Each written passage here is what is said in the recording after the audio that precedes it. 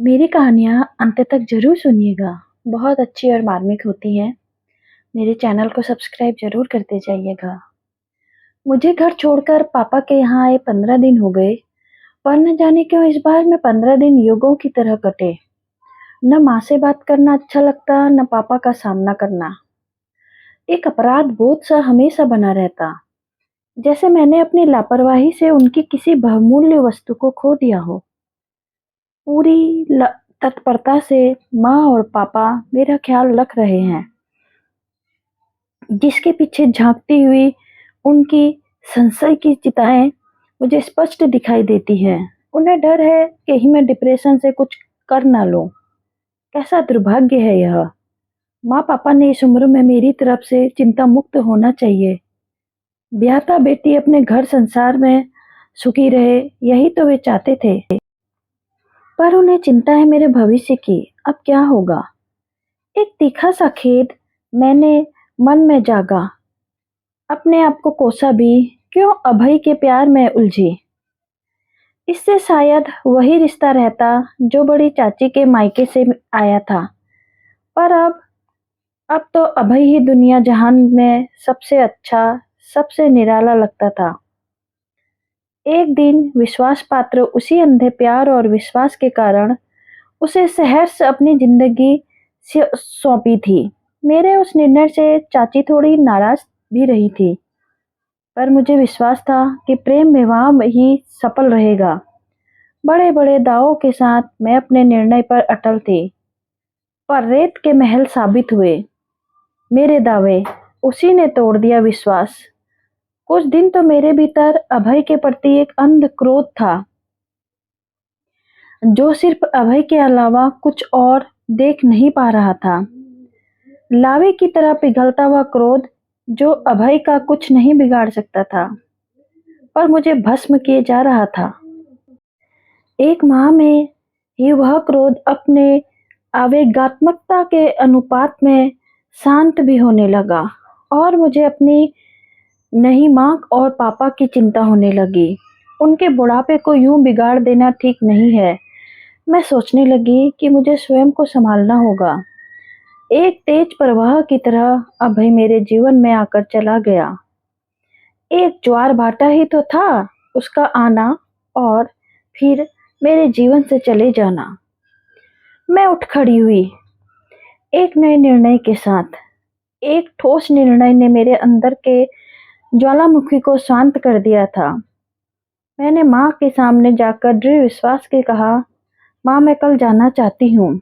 कहाँ? माँ चौंक उठी। वही, वापस अपने उसी घर में। क्यों, यहाँ तकलीफ है क्या? माँ ने थोड़ा गुस्से में कहा। हाँ, यहाँ रहते हुए मुझे ऐसा लगता है जैसे मैं छोड़ी हुई औरत हूँ। यह एहसास मुझे डंक मारता है। वह घर मैंने नहीं छोड़ा है, वह मेरा घर है। मैं वहीं रहकर आगे पढ़ाई करूंगी और कुछ नया काम शुरू करूंगी। मुझे आपका और पापा का आशीर्वाद चाहिए।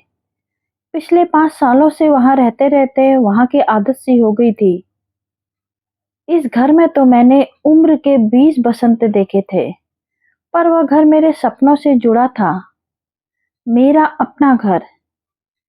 क्या वहां अभय के बगैर रह पाऊंगी? माँ का सहज सा प्रश्न था। क्यों नहीं? उस घर के एक एक तिनके को मैंने ही तो संजोया है। क्या हक है उस पर अभय का? मैं माँ पर ही भड़क उठी थी। अच्छा, तेरे पापा से बात करूंगी। हाँ माँ, पर कुछ दिन तुम दोनों भी चलो मेरे साथ। वह घर हमारा है, उसे मैं यूं ही बनाए रखूंगी, चाहे वह मेरे लिए यादों का कब्रिस्तान ही क्यों न बन जाए। अभय को जीवन में एक रास्ता पसंद नहीं थी, वह बदलाव चाहता था। अब मैं ऐसे बदलाव लाना चाहती हूँ कि वह देखता रह जाए। माँ और पापा के साथ मैं फिर लौट आई थी अपने उसी घरौंदे में, जहाँ अब केवल गृहस्थी का सामान था, एक बिखरे रिश्ते का वर्तमान अपने सुखद दाम्पत्य की यादों के अतीत के साथ मौजूद था। घर में सब कुछ वैसे ही मौजूद था, पहले की तरह। अपने पूरे वजूद के साथ नहीं था, तो केवल मेरा अपना वजूद। अभय के साथ मैं भूल गई थी कि मैं एक अलग व्यक्तित्व हूँ। मैंने ढाल लिया था स्वयं को अभय के वजूद में। मैं शायद सोचना ही भूल गई थी अपने बारे में। नहीं नहीं, मैं जो सोचती थी, जो करती थी, उसके केंद्र में ही अभय होता था। क्या बनाना है, क्या सजाना है और क्या पहनना है, सब कुछ अभय की पसंद के अनुसार करने लगी थी। जैसे मैं कहीं थी ही नहीं। क्यों इतना निर्भर हो गई थी उस एक शख्स पर? अभय की पसंद नापसंद इतनी हावी थी मुझ पर कि लगा जैसे अब तक मैं खोल के अंदर जी रही थी, अंडे के अंदर पनपे उस चूजे की तरह जो समझता है बस इतना सही है संसार पर। आज अचानक उस खोल के टूट जाने पर मैं आश्चर्यचकित हूँ। घर में लौटने के वे क्षण बड़े कठिन थे। दरवाजे पर टंगी नेम प्लेट अभय मीनू से पहला साक्षात्कार एक मीठी सी खसक की तरह लगा। पर जाने कहां से एक हिम्मत सी आ गई थी मेरे, और मैंने अपने हाथ बढ़ाकर अभय शब्द उखाड़ दिया। अब वहां केवल मीनू नाम था। मैं देहरी के अंदर प्रवेश किया और शुरू किया अपने बिखरे वजूद को सिमेटने का काम। रात भर सोचती रही, सो नहीं पाई थी। साथ वाली खाली जगह जीवन में आई रिक्तता का एहसास कराती रही। पूरी रात भर मैं अपने आप में बुदबुदाती रही, तुम पागल हो मीनू, एकदम पागल। पर मैं पागल भी कहाँ हूँ। कितना अच्छा होता अगर मैं पागल हो जाती। तब कोई जिम्मेदारी, कोई लोकलाज न होती। चीखो चिल्लाओ, कोई डर नहीं। पर पागल होने जैसी भाग्यवान मैं कहाँ। मैं तो चीख कर चिल्ला कर अपनी भड़ास भी नहीं निकाल सकती थी। सुनकर माँ या बाबूजी को कुछ हो गया तो? जीवन में अभय के साथ विवाह के निर्णय के बाद शायद ही कोई निर्णय मेरे लिए हो। अभय अक्सर मजाक में कह ही देता था, तुम कभी अपने लिए निर्णय नहीं लेती, कब तक यूं ही मेरे निर्णय में हाँ करती रहोगी? तुम्हें क्या तकलीफ होती है? मैं तुम्हें अपनी छाया बनाकर नहीं रखना चाहता हूँ। मैं डरता हूँ मीनू। तब मैं उसे चिढ़ाते हुए कहती, छाया कभी पीछा नहीं छोड़ती, इसलिए हमेशा डरते रहो। नहीं, मैं चाहता हूँ कि तुम खुद को मुझसे अलग पहचानो, क्योंकि जिंदगी में केवल अपना वजूद ही काम आता है। समझी? यादों के ऐसे कितने ही टुकड़े थे जो दिन रात याद आते हैं, पर यादें कितनी पीड़ा देती हैं। कानों में अब गूंजती है अभय की वह चुनौती। मैं जुट जाना चाहती हूँ अपने उस वजूद के लिए, जिसे मैं अभय के साथ होने पर पता नहीं कब कहाँ किस मोड़ पर छोड़ आई थी। मैं समझती थी ब्याह के बाद जो कुछ है वह पति के लिए ही है। पति प्रेम एक ऐसी जादू की छड़ी है जो जीवन में दुख दर्द आने ही नहीं देती। पर मैं गलत थी। मात्र कुछ वर्षों में स्वयं को भूल गई थी। सिर्फ एक समर्पिता बनकर रह गई थी जो अपना अस्तित्व तलाशती थी, कभी पति की बाहों में, कभी पति के चरणों में, तो कभी पति के घर में। मेरा समर्पण इतना व्यर्थ निकला कि अभय उस एक रास्ता को कब बोर हो गया, ऊब गया मुझे पता ही नहीं लग पाया। जब पता लगा तब तक बहुत देर हो चुकी थी। पिछले कुछ समय से मुझे लग जरूर रहा था कि अभय परेशान है, खोया खोया रहता है। कभी लंबे समय तक हाथ पकड़े बैठा रहता है, जैसे डर रहा हो कहीं मेरा हाथ छूट न जाए। हो सकता है हमारा प्यार उसके अंदर चल रहे द्वंद्व में उसे डराता हो, या फिर वह छोड़ देने से पहले की पकड़ थी। जाने कैसा ठंडापन था उन दिनों के स्पर्श में। तब मैं समझी अबे परेशान होगा किसी बिजनेस प्रॉब्लम में। उसके चेहरे से लगता था कि वह घुटन महसूस कर रहा है। कहीं उलझा है, कभी मैं समझती वह कहीं दूर है, मुझसे हजारों मील दूर। वह केवल शरीर से मेरे साथ है। कभी-कभी अभय प्रांगण अंतरंगता में डूबता उतरता रहता, पर अब लगता है कि वह भुलावा या छलावा। मैं कहती, आपको आजकल क्या हो गया है? इतने चुप-चुप, इतने खोए-खोए क्यों रहते हो? अभय कहते, कुछ नहीं, फिर कभी बताऊंगा। मैं ज्यादा परेशान भी नहीं करती थी। अभय कुछ मूडी है, बात का सीधा जवाब कभी नहीं देता। फिर लंबा चौड़ा कारोबार, हजारों उलझनें हो सकती है, पर पिछले 1 साल से अभय अक्सर दिल्ली टूर पर रहता। अब तक हम दौरे पर मुझे भी साथ ले जाता रहा था, पर पिछले 1 साल से दिल्ली टूर पर मुझे चलने को नहीं कहा था। इस बार जाते वक्त वादा किया था अभय ने कि शादी की वर्षगांठ पर वह मुझे दिल्ली ले जाएगा और एक खूबसूरत तोहफा भी देगा। मैं उसी वादे पर अटकी इंतजार कर रही थी। 2 माह का अकेलापन था। इतना लंबा टूर अभय ने पहले कभी नहीं किया था। मैं कोशिश करती खुद को व्यस्त रखने की। कभी शॉपिंग करती, फिल्म देखती, कभी सेल पे जाती। किचन का नया सेट, बेड कवर, पर्दे, पौधे बदलती रहती। यूं भी अभय को बदलाव चाहिए। उस घर की सजावट में चेंज पसंद है। वह अक्सर कहता, बदलती रहा करो ये चादर, ये कवर, ये पर्दे। मैं बोर हो जाता हूँ एक सी व्यवस्था से। पर अभय, तुमने इस हद तक बदलाव पसंद किया, यह तो मैंने सपने में भी नहीं सोचा था। तुमने तो मुझे ही बदल डाला। शायद तुम मेरे अस्तित्व को पलंग पर बिछी चादर की तरह समझ बैठे। मैं कोई तुम्हारे ड्राइंग रूम में रखा फूलदान नहीं थी। उस दिन शाम मिसेस कांत के घर गृह प्रवेश की पार्टी थी। न चाहते हुए भी मुझे अकेले ही जाना था। वही मुलाकात हो गई कांत की दिल्ली वाली बुआ जी से। अरे बुआ जी, आप? मैं चहक उठी। वे मुझे अच्छी लगती हैं, पहले कई बार मिल चुकी हूँ। उन्होंने बोला, कैसी हो मीनू? मैं बोली, एकदम ठीक। मैं बोल गई, दिल्ली आने वाली हूँ। अभय वही है आजकल? मैंने उत्साह से कहा, क्या अक्सर वहीं रहने लगा है? पूछते हुए उनका चेहरा एकाएक गंभीर हो गया।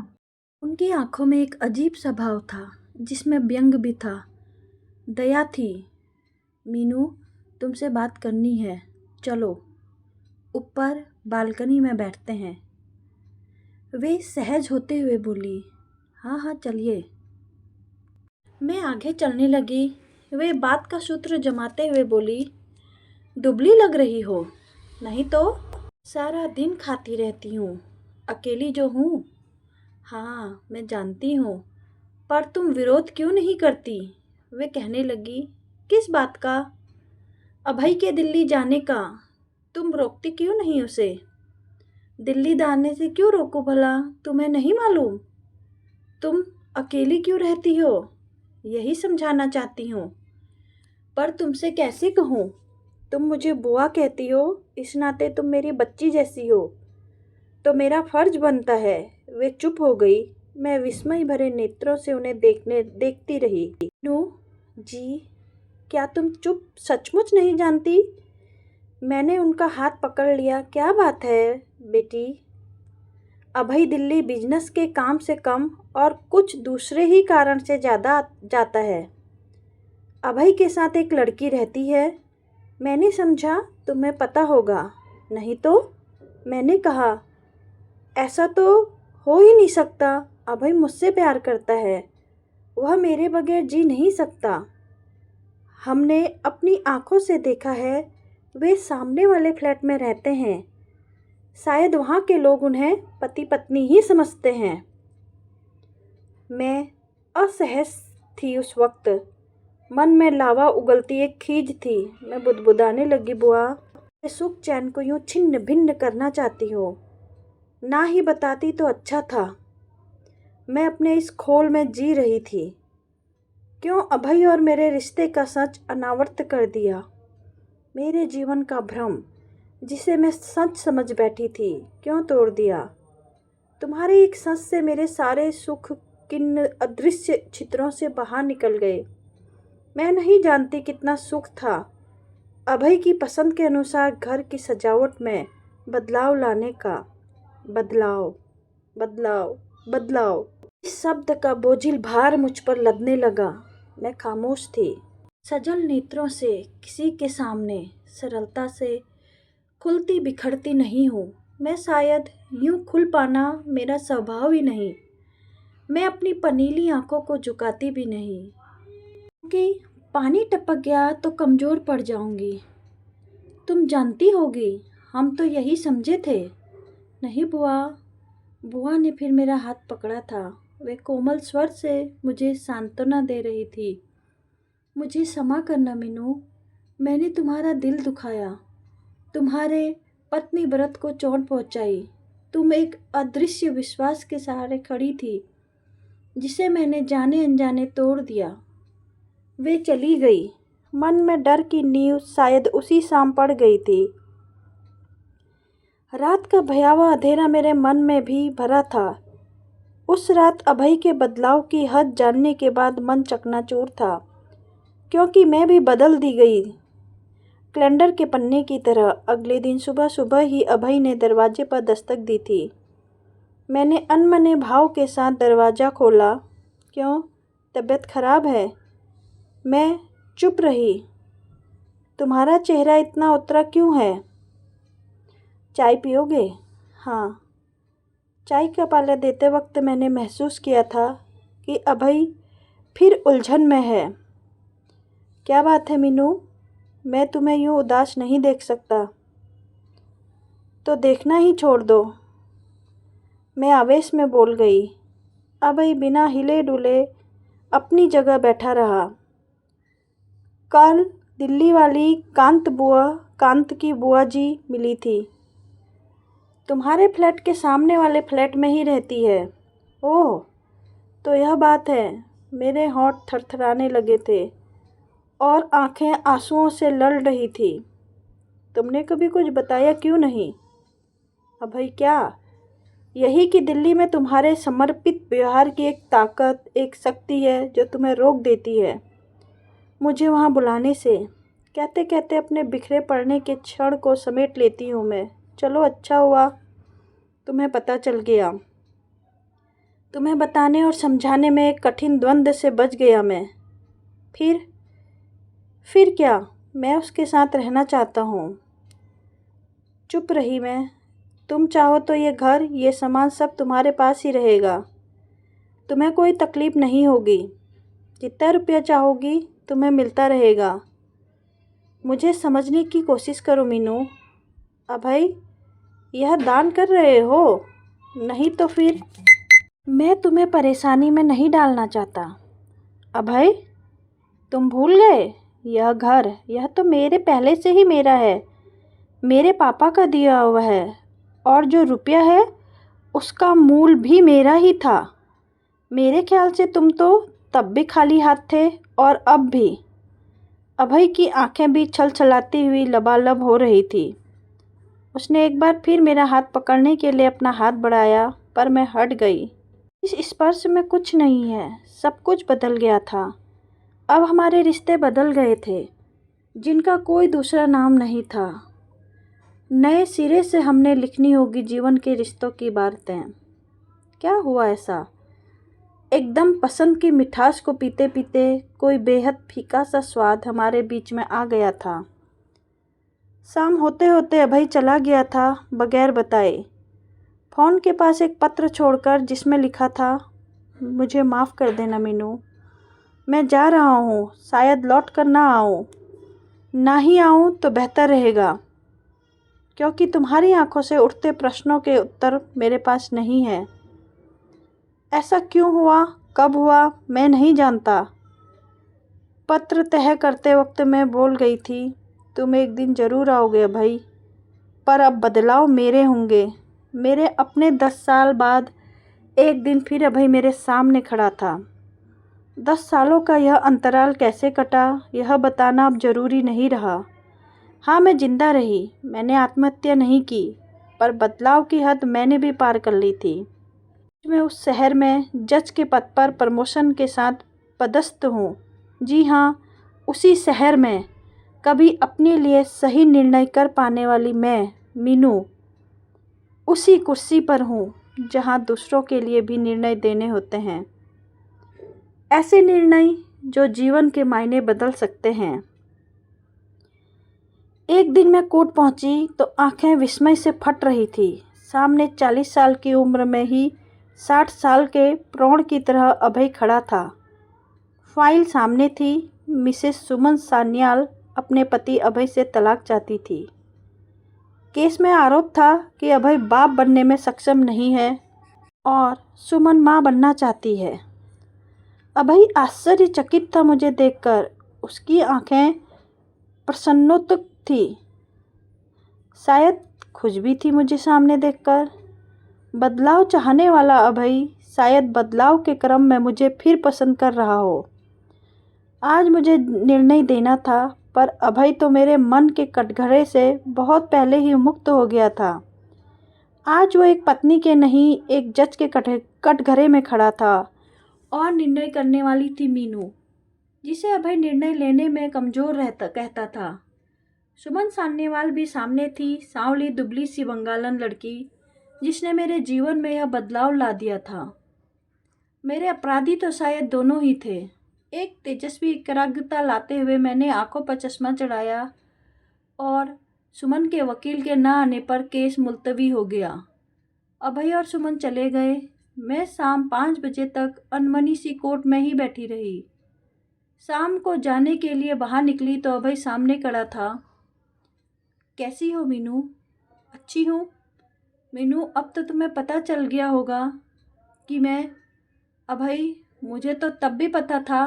तुम्हें याद है, माँ के कहने पर हमने एक बार मेडिकल चेकअप करवाया था। उस दिन भी रिपोर्ट यही थी, पर मैंने तुम्हें नहीं बताया, यह सोचकर कि तुम सच स्वीकार नहीं कर पाओगे। बोलते बोलते मैं रुआंसी हो गई और मैंने तुम्हें इसलिए धोखा दिया क्योंकि मैं पिता बनना चाहता था। मैंने समझा कि कमी तुम्हारे में है, तुम कभी माँ नहीं बन सकती। मीनू, मुझे क्षमा कर दो प्लीज़। तभी मेरे पति विजय गाड़ी लेकर मुझे लेने आ गए और मेरी 4 वर्षीय बेटी दौड़कर मम्मी मम्मी कहते हुए मुझसे लिपट गई।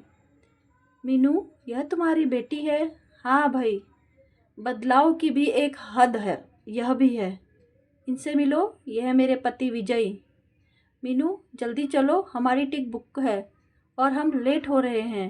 कहते हुए विजय मुझे खींच कर ले गए, बिना अभय की तरफ कोई ध्यान दिए। हाँ, यही सच है कि उनके साथ गाड़ी की ओर तेजी से कदम बढ़ाते हुए सोच रही थी कि